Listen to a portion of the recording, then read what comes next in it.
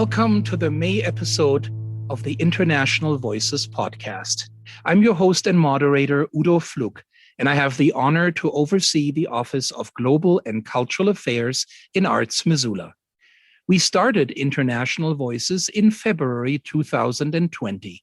To listen to previous episodes from last year and the spring, please visit artsmissoula.org. Click on Global and Cultural Affairs and visit Radio and Podcasts. International Voices is a monthly podcast brought to you by Global and Cultural Affairs of Arts Missoula and The Trail, 1033. It is my great pleasure to talk to Dennis Kozeluh for this May episode of International Voices.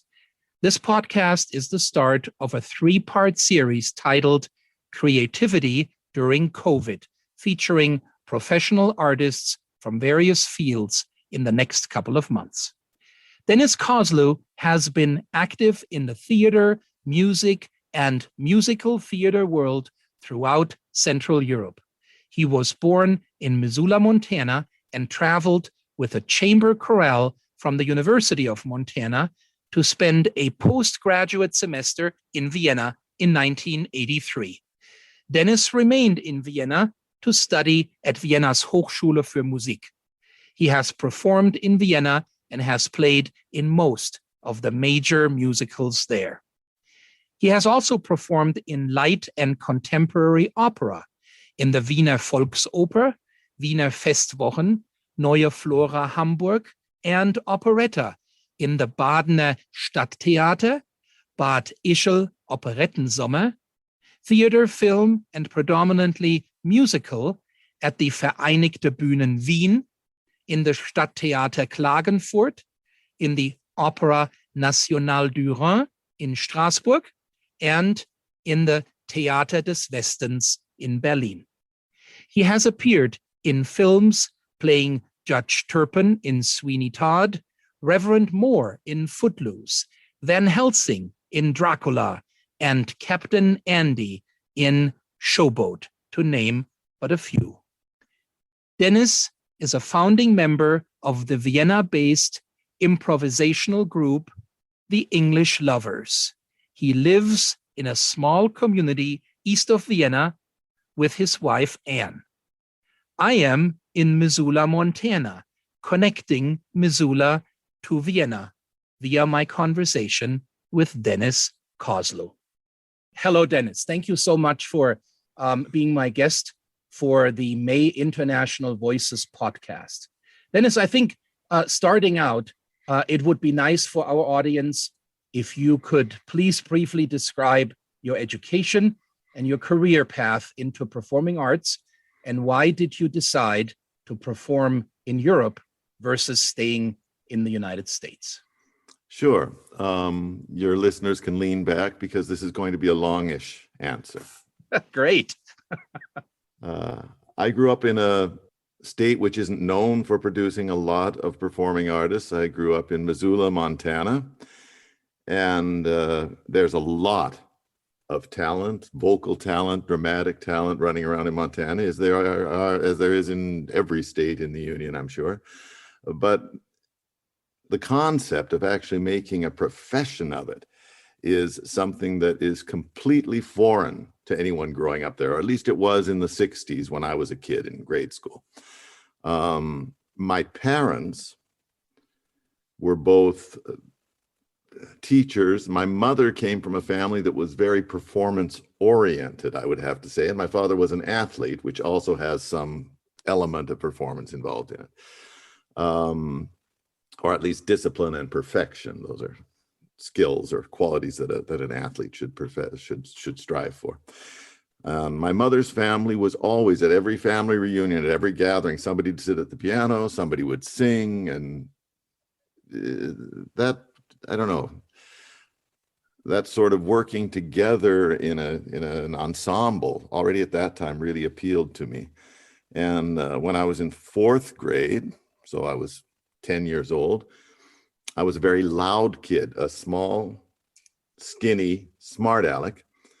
And I came in, and I was always in a good mood. And I'd come into the kitchen in the morning and say, "Good morning." And, the shutters would shake and the cups would tremble. And a friend of my mom said, "That kid is so loud, you have to put him on stage." So there was an audition for a high school performance of Peter Pan at that time, and they were looking for lost boys, of course. And I went to the audition and was cast, and I have to say that was really a seminal moment. That is when the drama bug bit in some sense or other, and it was that sense, I think, of a lot of people working together toward one goal. So for me, performing has never been about being the guy, being the one. It's always been about sort of the group endeavor. In any case, when I got to high school, I sang in the choir. I tried out for the basketball team and they didn't take me, which is for the athletic program in Missoula in general, and certainly for my career development in particular. So I sang, I played bass in the orchestra. And if there was a play on, and there were 4 or 5 a year usually, I auditioned for it. And often was cast. And when I got to then university, I decided to go to the University of Montana because I had no clear idea of what I wanted to do. I sort of projected for myself an academic or like a traditional profession like medicine or law. And I enjoyed very much, shout out here to Bill Haffey, who was my high school Latin teacher. I loved Latin so much that I wanted to take Greek and Latin when I started at the university. One of the reasons I didn't go to Bozeman to school was because they didn't offer Greek. And so I started out in my first 2 years, I had math and physics and Greek and Latin. It was a very classical education, I suppose you would call it. And at the end of the second year, the university, and together with the Missoula Children's Theater, was doing a production of Fiddler on the Roof. Mm-hmm. And I was kind of tired of just, I worked selling shoes to pay for college. You could actually, I think tuition, and we're not talking about the Middle Ages. This was 1976, 77, 78. Tuition was $1,500 a year. Right. And if you were getting better than a B+ average, it was half that because the state would fill in the other half. So basically, college was almost, tuition free for me in those days. Right. So I could pay for a small room that I was staying in and pay for tuition and books, have some money left over for beer at night with my friends from the shoe store. Perfect. And so I guess I decided I wanted to do something that was kind of fun rather than just the dry academic studies I was doing. So I auditioned for this musical that the university was putting on. And a man who was working on his master's degree at the time, he's only about 2 years older than me, was part of his core requirements were to be a musical director of an ensemble show of some sort. So he was the musical director of Fiddler on the Roof.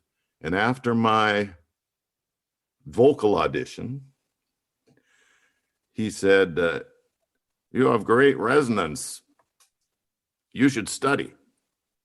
And I only mentioned this particular moment in my life because it was kind of a turning point.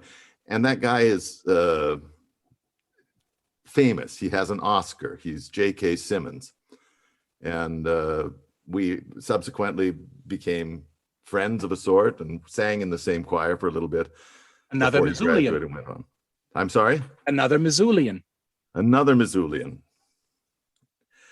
So he recommended that I go take voice lessons, which I'd never considered as an option in my life because I thought you could either sing or you couldn't. Sure.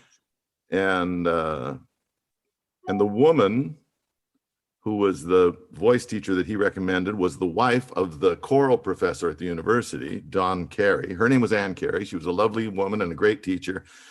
And after about half a year of lessons, she said, "You really need to go sing for my husband because he's taking a group of students to Vienna in the spring of the following year, and that might be something that you would be interested in doing. So I went and sang for Don, and I did some sight reading, and we talked a little bit about what the program was going to be in Vienna. And I completed my requirements in classical languages studies and started a music major. And in my first year of that 3-year course, it ended up being 3 years because I had a lot of electives already taken care of. The spring of that year, I went to Vienna, and I got infected with a different sort of bug, because you were standing in the edifices like the Karlskirche or some cathedral for which a particular kind of music had been composed, and the music just, I don't know, it resonates differently. A Baroque church will break the music up differently than the spaciousness of a Gothic cathedral. And so Sure, you see how influences from architecture are essential in understanding how music sort of developed. right. Because the church and the royalty were paying for the arts for thousands of years. Right. I kind of came home. I did an interview with IBM because they were looking for, of all things, people with strong math and classical languages backgrounds to do systems analysis. And I got an offer to go back there, but I wanted to finish my music degree first. And my final year after I graduated, Mr. Carey was taking another group of singers, this time from the entire Pacific Northwest, 16 singers, to go and sing and do postgraduate work based in Vienna.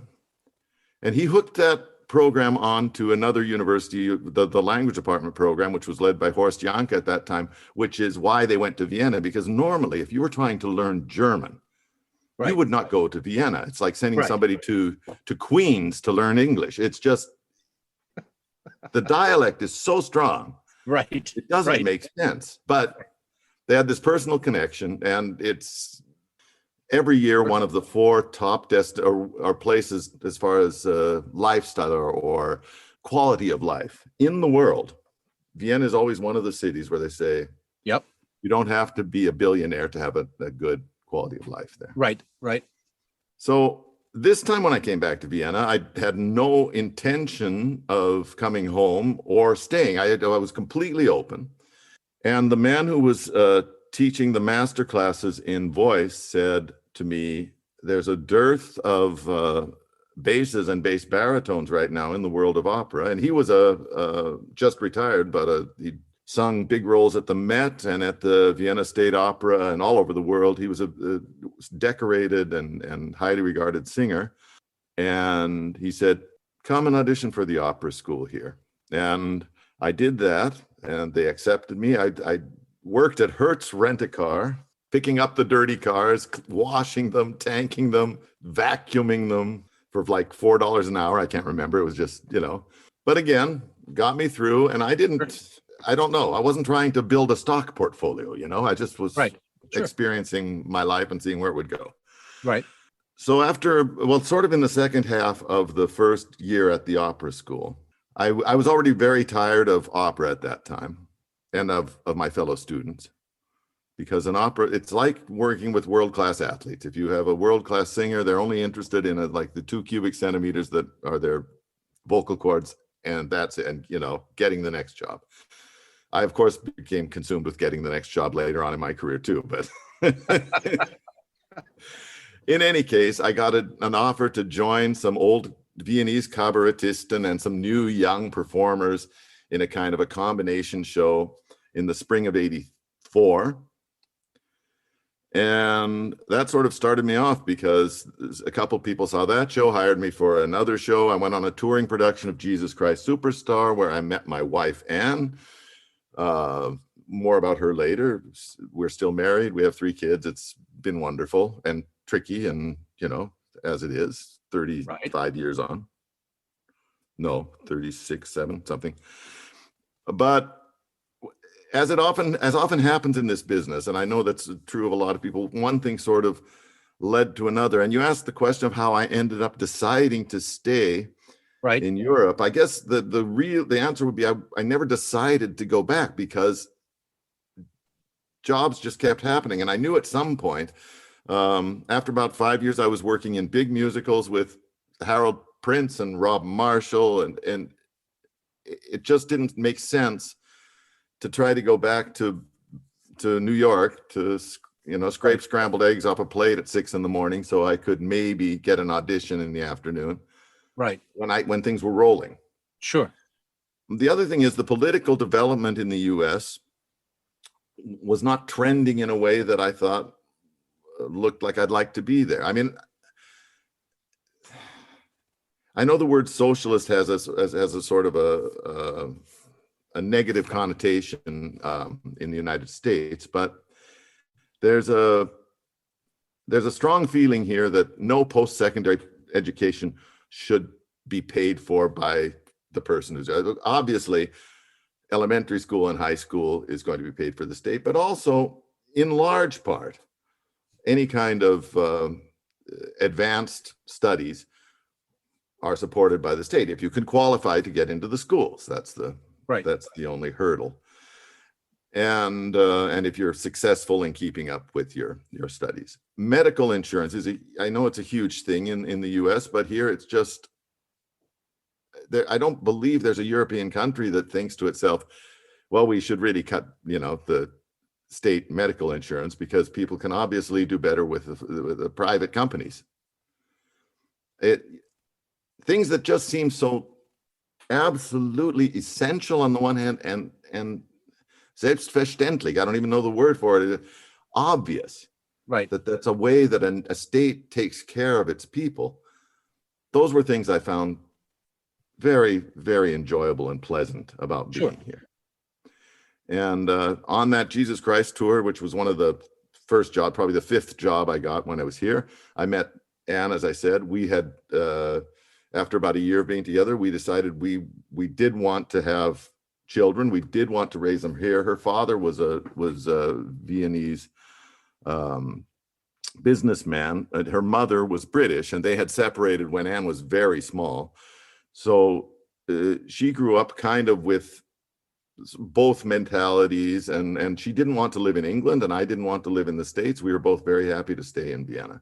So that's where the personal and the professional sort of cross and seem to be going, right in the same direction. And the only thing I thought to myself was, because of the big shows here, very often we'll hire certainly choreographers and directors, but also technicians and stuff from the States. Very often bring them in. And I thought, maybe I'll click with somebody. They'll think I'd be right for the role they're doing in the next show or something. And if they said, we're workshopping a show in Philadelphia and we want to get it to Broadway and we think you'd be perfect for this role, would you do it? Then yes, I would have done that. Of course I would have done that. No, I can totally understand what you're saying as far as the idea of why stop a good thing? Yeah. And when things are going the right way, why would you want to change that with the risk of that they would not be going so well somewhere else? It makes perfect sense. And I think what you said about the quality of life, perhaps as a larger idea, or just being feeling appreciated, is also playing into that. And what you just said as far as healthcare, education, things of that nature, I think make a big difference as far as where a person would be comfortable living. So makes perfect sense. And there's one more thing, and I don't know why this was part of my worldview as a kid, but I always thought I would like very much at some point to live in a foreign country. This was when I was in Montana. Right. learn to speak their language, take part in the culture so that I'm not a tourist, but I'm living there, I'm doing something with them, and just have that kind of global immerse yourself. perspective. Right. Immerse yourself in a Immersion. culture. Yeah. Rather than being a person that's looking from the outside in. Yeah. And I had no idea that it would mean really becoming an expat. Right. Right. Well, and I don't think that if one would ask individuals that have done that in life, that they would know either. I think one never knows at the time. You just kind of go with your gut feeling, and then later on, probably that sort of bubbles up. But I think at the time, I'm thinking of myself here, having come to Missoula 30 years ago. And while I listened to you, I sort of was, agreeing and saying, yeah, it's exactly. And people have asked me that. They said, so Udo, you came from Germany and you studied at the university. So naturally that ends at some point, and one would think you would go back to Germany. And then my question was always, to what? To what would I have gone back if there would have been a great opportunity, if there would have been some kind of a setup where one would have said, oh, this is my niche, this is where I fit in, I probably would not be here today. But there wasn't. And there were always new things that developed. And I, at some point, had the same sort of reasoning and said, why stop a good thing? Everything's going well, so why not just enjoy the ride? And I have to this day. And so in a way, our conversation is sort of, the same, but in two different places. So anyway, I found that enjoyable when you were talking about that, and I kind of thought about, I would totally agree, because that's exactly what my reasoning was too. Well, that is fascinating. And what we know about our lives, when we look back, very often we think it's like looking at a fine Swiss watch, the way it all coordinated and it happens. It was inevitable. But in the middle of every step, it just feels like a chaos, a morass of possibilities, and you just grasp at the one that seems right at the time. And right. It's hilarious. I think you're right. It in the larger perspective, of course, everything is probably fine. But when you look at these individual events and happenings that sometimes make a person pull their hair out, then you kind of go, how did I make it through there? But no, that was very insightful, and thank you for really describing what was the convincing factor, or what was for you the reasons that you made the decisions that you made. I think that as an introduction to our conversation, I think this is just perfect, because now everybody knows why I'm sitting in Missoula talking to a Missoulian that is not in Missoula but in Vienna. So that's a perfect setup. Yeah. Now, Dennis, how did you experience the shutdown of all performance activities in Austria and Germany last year? After all your years of film and stage work, how was that last year when that happened? Well, it happened so fast, Udo, didn't it? It was quite astonishing. I just finished doing an Inspector Calls at a theater in downtown Vienna, and it was last year was a leap year, or 2020 was a leap year, so we closed on the 29th of February, I remember. My daughter sang a concert on the 1st of May, March, which I still wanted to hear, and I flew to Montana on the 2nd of March to visit my parents, who are both still alive. Hallelujah, love to you both. And my dad turned 90 this year, so wow. Yeah. And my mom's birthday, my 87th was just now. They're doing great. Anyway, I do try to get back twice a year to see him if I can. So I came back, and we were supposed to that was the 2nd of March when I came. On the 12th of March, we were supposed to fly to LA, where I have a brother who lives, and meet my wife, who was going to come over and spend a week with my parents there because she hasn't seen him for a couple of years. And I kept thinking, well, this can't, we'd had SARS and we'd had other things. I just kept thinking, this is going to be contained. It's going to be fine. We're going to be able to get to LA. Well, it just seemed to not stop. So I think on the 11th of March, the day before she was supposed to fly, my wife canceled her tickets. My parents and I canceled our tickets to LA. And I was supposed to start rehearsing, to your question, on the 19th for a show that, of course, never happened. But also my the flight that I had rebooked to fly from Missoula then back to Vienna was closed because all of the Vienna airports closed on the 19th. So nobody could fly into Vienna. I could have flown into London. Right. But then I would have had to get across a Europe that was closing its borders, one after the other. So I ended up getting after lots of juggling around, I got a flight to Munich, and I took a train to the border town right across from Salzburg. I can't remember what it's called now.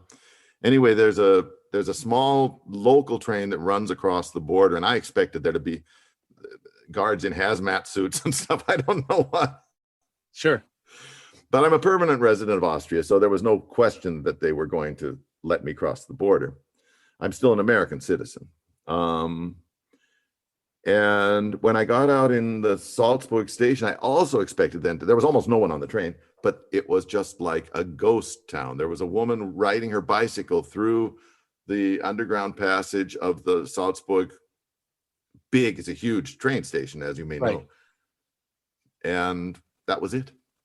It was like, so then I got on another train and came home and tried to figure out what was going to happen. I had 3 shows actually that spring I was supposed to do.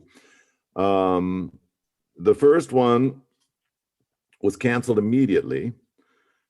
And the second show was a spring show of improvisation. And we thought maybe we could get it up and running on a streaming platform somehow. But none of us had enough experience at that time. So that show just basically got canceled. And then there was a great comedy with a fabulous role that I was supposed to do at the Théâtre National in Luxembourg. And they canceled about a week before rehearsals started. Luxembourg is a wealthy nation. And the city itself is very full coffers. So they paid, I can't remember, 3/4 of the agreed upon salary. So basically, and then the summer theater thing I was supposed to do didn't happen. I did teach summer camps for Berlitz because the only thing I could do, I had to get some money rolling. Summer camps for Berlitz, foreign language, I don't know what it's called, Berlitz. Right. Sprachschulen. You tell me, I don't know. Language schools. Berlitz Sprachschulen. Yep, you're right. Yeah. Language schools. And they have, for kids, they have like, I don't know, from 10 to 16 kind of. They have summer immersion camps where they have native speakers teaching, and then there's always an afternoon and evening activity and stuff. And I didn't know how that was going to work with the separating things. I taught everything I could out of doors. I had a mask. They were 10 feet away. Nobody in the entire summer, and they have 7 or 8 camps going all summer. There was not a single case of COVID that showed up. So that was good. I tore my hamstring in the last week of teaching because I was water skiing and I had a bad accident and I tore my hamstring. So I was then on a kind of like unemployment, but it was sick leave because I could not have taken any job, even though there were no jobs to get. But that was one of the ways that the government stepped in a little bit. They have been in general, fairly supportive for performing artists, provided that you have been registered as a performing artist for a while. I think if somebody was just starting, just got out of school and had a contract at some theater and the show didn't happen because of COVID, I think they would have been in trouble. They would have had to find something else to do. Sure. But my wife has done a lot of work. She's also in my improvising theater group. But she also has done a couple of plays just as a straight actress. She was a professional dancer for much of her life. And she also works as a translator. And she does voiceovers. So she has been in this kind of freelance artistic community for a long time. And she has been, I mean, I think sort of probably the amount that Americans have gotten as assistance from the state, something around $3,000 total dollars, maybe a little more, probably more like $6 now over the time. That's been very helpful. But clearly, one of the things we wanted to do, especially this impro group, is not lose our audience. We've been together for 20 years and we've got a pretty good sized audience, but we wanted to somehow serve them. So when Christmas rolled around, and we weren't going to be playing at Christmas either, we decided to start early, work hard, and figure out a way to do a streamed Christmas show. And that has been really, really good for us because it's pushed us into spheres that we wouldn't have been in otherwise, and which really is a good way, COVID or no COVID, to serve a modern audience. Right. I have a girl who lives close to here, 12-year-old girl that I do English tutoring with sometimes. She just comes around, we talk for an hour. And she doesn't really know actors and actresses, not even, I'm talking about film actors on the international, but what she does know are influencers and YouTube personalities. Right. So one of the things we definitely need to do as a performing group, and most of us are over 40, so this is not our bag in general, right, is serve an online community better. And this is forcing us to do that, really. So we've created 3 different shows already for online streaming. I'll do a little, our group is called The English Lovers. And if you Google The English Lovers Vienna, you will find us somehow. And if you're interested in seeing what a group of pretty funny actors that have been working together for 30 years do in an impro situation. Well, some of us have been working together 30 years. The whole group's been together for a little over 20. But there's a South African guy, there's a guy from Maine, there's a Canadian, there's an Australian, there's an Irish girl. We've got, and my wife's English, so The English Lovers. Have to get it in. This happened so fast. You were saying starting out that there wasn't really in the beginning of COVID any plan in place, or nobody really knew, just like it was here, what the next day would bring or the next week would bring. That's right. But you're saying that after a while it stabilized and you were able to figure out how to deal with this new situation. And I think in your profession, more than anywhere else, this must have really been difficult. I'm sort of thinking along the lines of the voice and facial expressions and gestures are important in performing, and while video conferencing technology has helped in many other areas to bring people together, where it wasn't perhaps so much about intimacy, where it was a business deal or where it was an educational setting or something like this. Sure. But live performances create this intimacy and between the actor or the actress and the audience, and so what I find fascinating is when you were saying that we have now pivoted and we have created things for streaming. We have we have sort of figured out how to do this and how to, in this time where there was no contact, how to still be creative and be productive and have a creative outlet, but we're doing it in this new way of connecting. Yeah, let me give you these three shows. I'll just describe them briefly. Sure, The first one, that would be great. Our traditional Christmas show is set up so that the audience gives little suggestions for the beginning of each little scene. We have some sort of overarching background idea, and then the little scenes, and people who know these, who know improv know these as games, happen as they do based on suggestions from the live audience generally. And then at the end of the show, let's say the last 25 or 30 minutes, we do a musical. We do an improvised musical. We get a couple of things, and we have a lot of experience in storytelling, and we use different genres, both musically and visually. And generally, to great acclaim, we bring an improvised musical to the end of the show. Right. This year, we basically tried to do that show as if it were taking place in a television studio live with a facilitator that was on a written chat. Right. And so the facilitator once in a while would come on and talk with the actors. We had like a moderator kind of guy, and then but I mean, he also was one of the players, so he'd play too. Right. But she could sort of multitask by asking the questions like, if you look to your right, what's the first thing you see in your room? Something simple like that. Right. And she could write those down and get those chats in, and then she, as a facilitator, would read some of those suggestions to us, setting us up for our next scene. And we had, including her camera, we had 7 cameras. Oh, wow.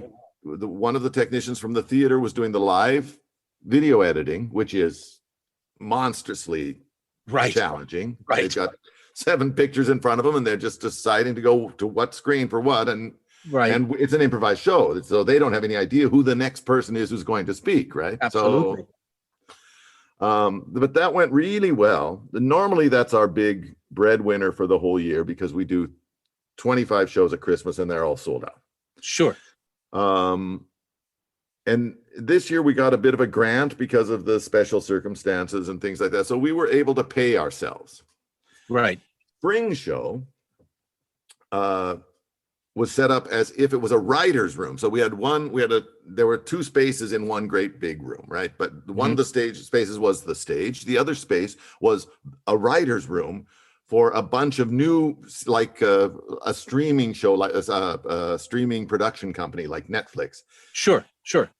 And we had to get lots of new material going really fast. Right. And so as we were talking about it, we'd start to enact it. So that if we were pitching an idea, and then the other writers would join in and become the characters, and then we get back to the table, and it was just sort of a fluid thing that went back and forth.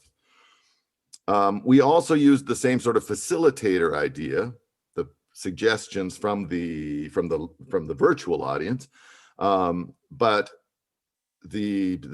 let's say the facilitator was acting as kind of a sub producer and putting on pressure and saying, sure, the bosses, who are our audience, need to see something with a lady who has just lost her false teeth, and they need it now. So, so somebody would have to come up with an idea. Right. The third show, and this is the one that we're just about to come out with, is more like a radio play, because we're having a Zoom conversation, you and I, so we can see each other, and most of our podcast audience will know how this looks. But if you've got 8 people on the screen at once in some sort of a Zoom meeting, for example, you don't know if you're playing, let's say you're playing a scene with somebody and you look to your right, because on your computer, their picture's to your right. They might be above you, right? In the Zoom meeting thing. So we couldn't do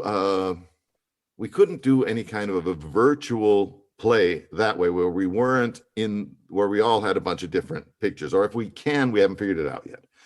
But what we are doing now is we have a catalog of paintings and photographs, all of which are copyright free, thousands of them. And one of the players throws photo onto the screen, which we can all see. We're in Zoom, but we're in little tiny thumbnails on the right-hand side of the screen. Right. We have maybe some crinkly paper and I don't know. We have a bottle of water and some broken glass. And we've got a few things that we can use for some kind of sound effects. We see the picture. We have a musician who can play in real time with us over a thing called clean feed, because you can't sing with a virtual pianist on Zoom because there's a little time lag and it just doesn't work. With clean feed, it's synchronized, it's simultaneous. Right. So he can start a little overture. We're looking at the picture and then we tell a story, or somebody just says a monologue. You might start something you might say, it was 4/17, an early morning in California. The streets were dusty and so was my throat. You start a noir kind of genre thing. Right. Because the photo is evocative of that. Sure. And we tell a little story.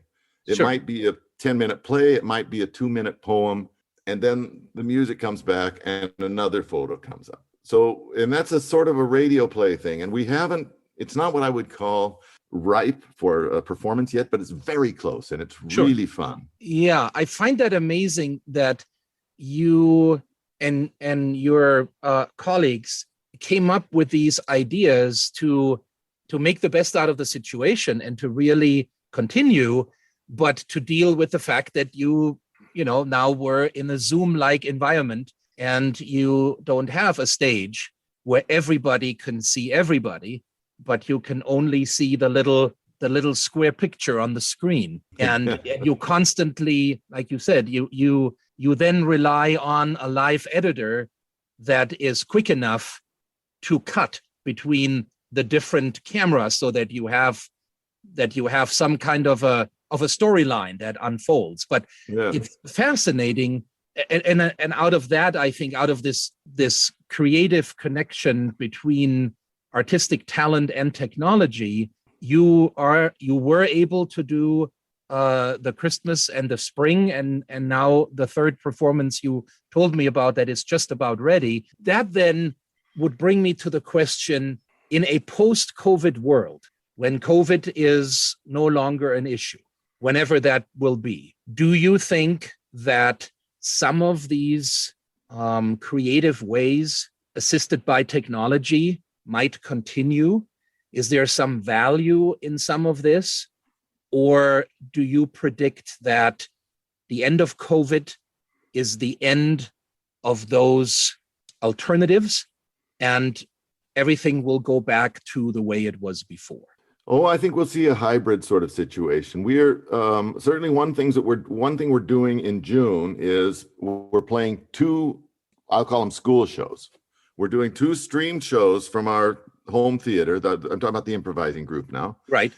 Schools across Austria are going to be eligible, I would say, to watch it. And normally we only play for live kids. So it's only, let's say, Vienna kids or kids within a 50-kilometer radius of Vienna who would even come in and see one of our school shows. So we've got a highly expanded reach with a virtual show. I know that people, especially for improvised theater, they want to be in the room. There's just, streaming cannot capture the atmosphere of it. Right. But these shows that we are forced to find a way to make work will certainly give us another leg, another direction that we're going to groom and continue to learn into, I hope. I just got done playing in a live theater in front of a live audience in Luxembourg at the Grand Theater, maybe the only theater in Europe that was open at the time. We played the first 2 weeks of April. We rehearsed, of course, the 5 weeks before then. It was a Harold Pinter play. I'm so happy it happened because the set was like Oscar worthy. The the set was the entire floor, like main floor of the audience. The seats were all taken out. The set was built on 4 walls, all the length and width of the theater, and it's a 1,600 seat theaters. It's big, but the balcony was still open. I don't know, probably 20 yards by 30 yards or 40 yards, something like that. That's sort of the size of the set on all 4 walls on 2 levels. Wow. It was all in a state institution. There was a water therapy room.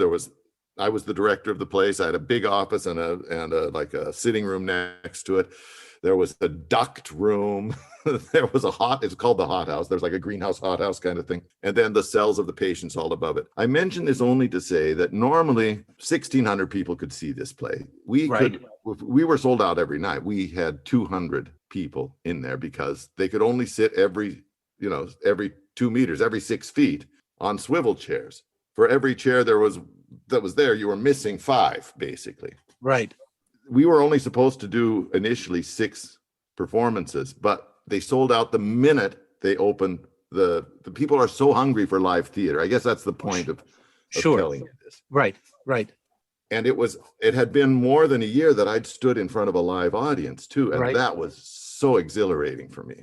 Oh, and I'm sure that many people that are in this position that they have or need an audience this must have been tough to not have an audience for a year and then to go back. And I've even talking to colleagues here in regard to teaching, they said the same thing. They said, I'm almost nervous going back in a classroom, standing in front of people, because I haven't done it in a year. I always had this sort of buffer called a Zoom camera that was between me and my listeners. And now I have to go back and be in front of them. And so I'm sure that what you just said comes with a little anxiety, a desired anxiety perhaps, but nevertheless an anxiety of, I'm going to be back in front of a live audience. Yeah, I mean, I counted them. So I've done 7,000 performances in my life. I've been incredibly fortunate because I'm almost always working. I've done lots of long run shows. And also through improvisation, I have to say the sort of what the Germans call Lampenfieber, stage fright. I don't experience that anymore. It was wonderful to have an audience there again, but I didn't have a moment when I thought, I don't know how this is going to go. But a lot of times, if you're, we do 3 or 4 improvised shows a month, and if you've done that for a lot of years, and you don't have one line of dialogue or one place you're supposed to stand on stage, or one person that you're going to, one character you're going to play. Everything else is like easy peasy. Do you think that there has been a permanent loss of talent in the performing arts due to the out of work actors and actresses that needed to make money and that have pursued different careers? Oh, I'm sure of it. I know of 2 concrete cases in Germany, both Germans, that after about 6 months, they were already, both of them were already, one was a kind of a businessman sort of, but a great actor. And one was a woman who stopped her teaching certification process because she decided to pursue acting. She got back into her final certification training, and now she's got a job next year as a teacher. It's very difficult once you've stepped out entirely to get back in, to come back in. What does acting allow you to do or allow you to express, and what alternatives did you find? And we talked a little bit about that, but as your creative outlet this last year. Oh, well, that is a great question, because I remember, now this has nothing to do with any sort of stage fright, but the exhilaration of standing in front of an audience once again, and just letting that machine roar. That was so exciting. And it made me, I hadn't even considered that until it happened. I hadn't even considered the fact that I was missing an outlet. You learn, there's a button you can press inside yourself where you all of a sudden you've got the room. You know, Right. Jack Lemmon used to say, I don't do anything. I don't do anything. But just before the camera starts to roll, I go over into the side of the room and I go, okay, it's time for the magic. It's time for the magic. And then he would just be, right? Right. That's the button. And if you're not, it is really looking back now to that moment. There are certainly, I really believe that in one way, I had a more tense relationship with my wife, but both good and bad. I mean, less filter, I suppose you'd say. Right. And also maybe a tendency to take things that I would normally use in the course of a rehearsal or a performance and carry them with me for a bit and then unleash them, whatever they would be, like I say, Right. good or bad, in a Right. personal situation. I'm a very happy person. I mentioned it early on in the broadcast, and that really hasn't changed much. I used to say I'd be happy doing anything. I know now, certainly, that I have been graced and blessed with a profession that challenges me every day in a different way, marches a panoply of very interesting people past my professional door, so to speak. You know, Right. you get very close in an ensemble. Sure. And then the show's done and you're gone, and you may never, it's very likely you will work with some of those people again, but you may never work. There's some you'll never work with again. You'll never see again. And so I guess that kind of change was missing. That sort of rumbling was missing. I don't know. I can't say that I had any, other than those moments I talked about, that I found any outlet. But I know that, by God, when I got on stage in Luxembourg, I used the outlet there. It was good to be back. Yeah. It was good to be back. Now, Dennis, taking this from a connection or a personal experience, what it means to you, can you tell us why are the arts, or should the arts be important to people? Sure. Well, first of all, I think let's say I don't have to prove this, because it's clear that arts and culture are necessary to society, because there's not a society that doesn't have it. Right. Everybody has a rich life. Stephen King said the most cleverly and craftily drawn character in a book is nothing but a bag of bones compared to the least interesting person you know. And I think that's wonderful. But a lot of people don't get an outside perspective on their lives through their profession or through their family life. Right. And one of the most important things of culture is, whatever it is, if it's a painting, if it's a play, if it's a dance, if it's a piece of music, it's somebody looking into their most private and personal experiences and putting them on display somehow. Right.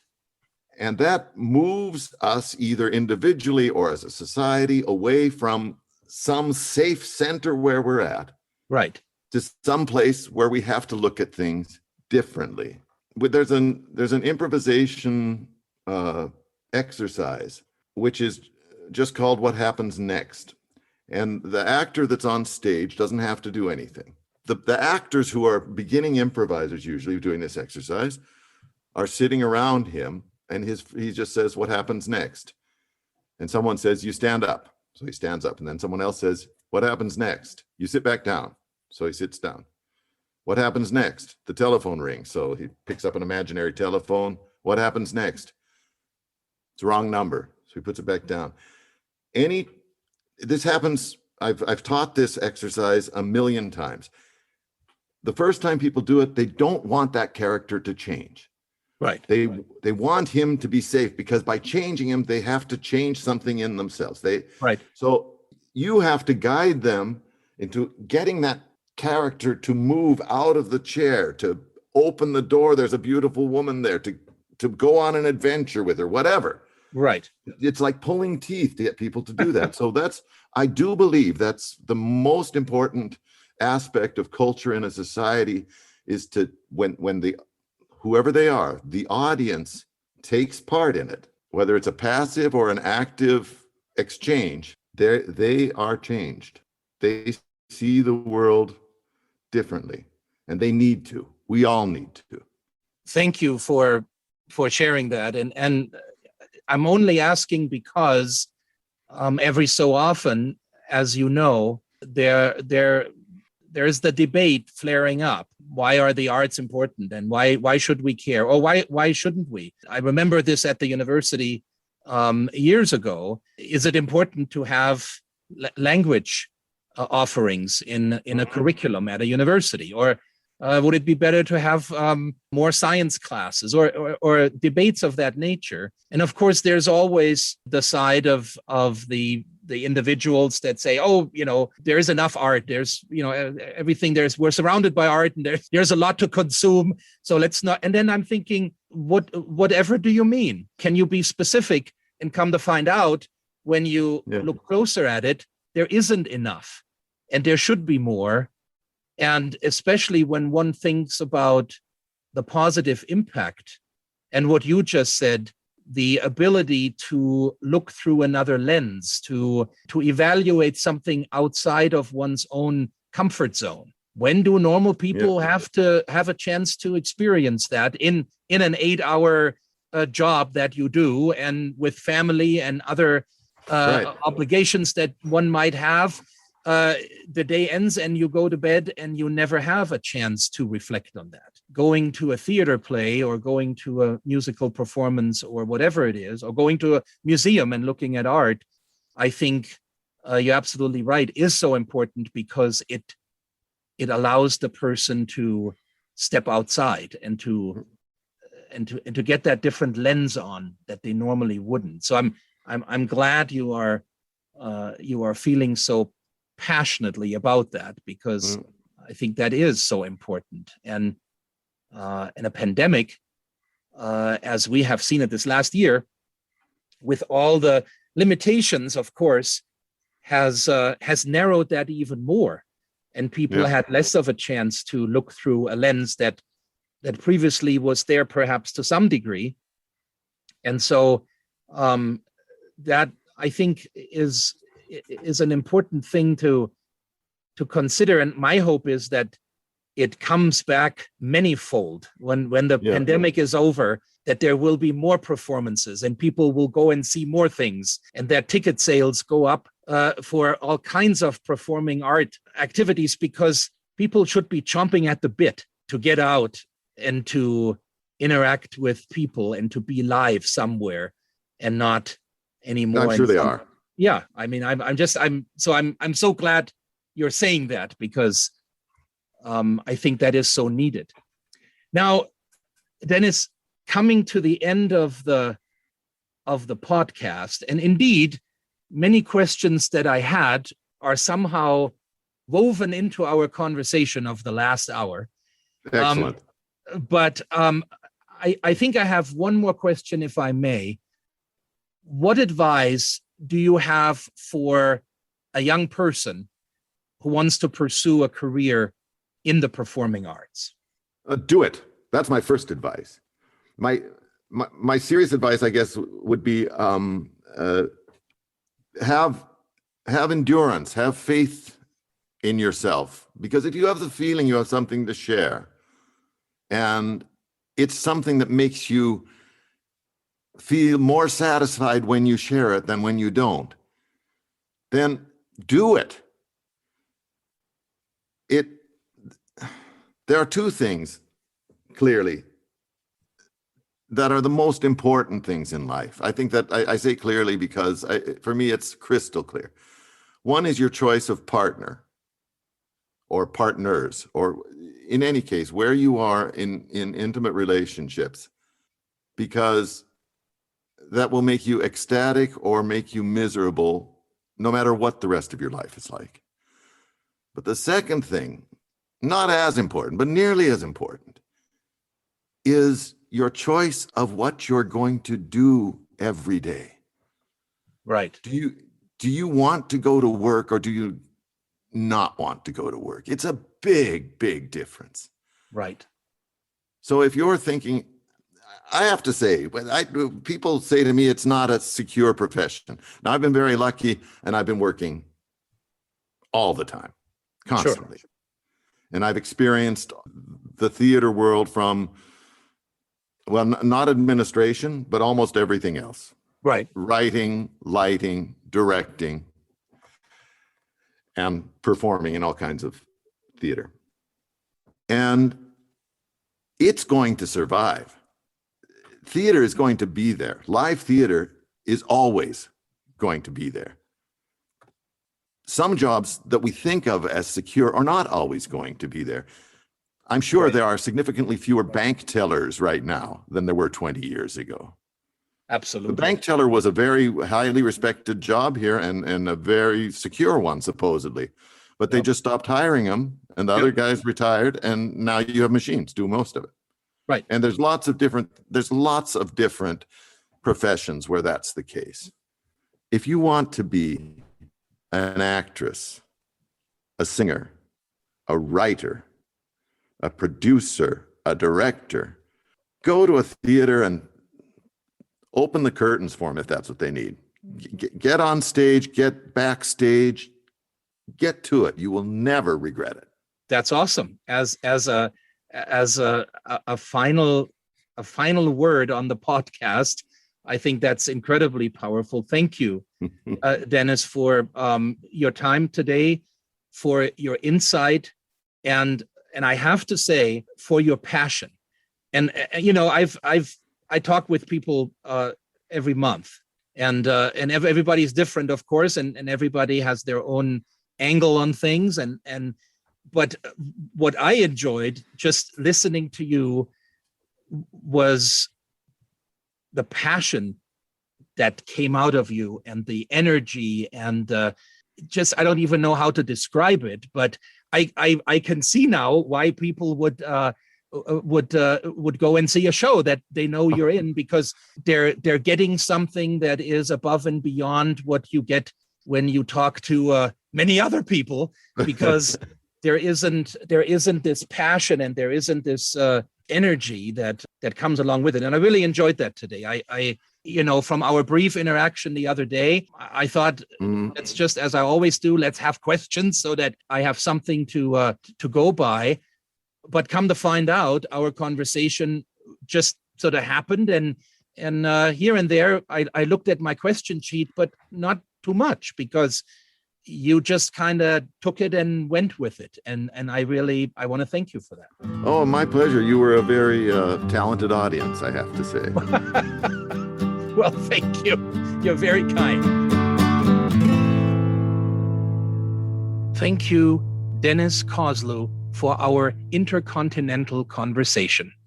I very much appreciated your passion with which you have approached life in your academic training, in your work in theater and film, and in the conversation with me today. To the listeners near and far, please join me in June and July, continuing our 3-part series on creativity during COVID, for my conversations with 2 artists and how they were dealing with the pandemic.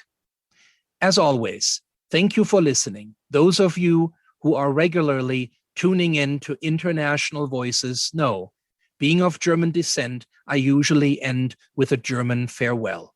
Dankeschön fürs Zuhören. International Voices is brought to you by Global and Cultural Affairs of Arts Missoula and The Trail 1033. This and previous International Voices podcasts can be found at artsmissoula.org and thetrail1033.com.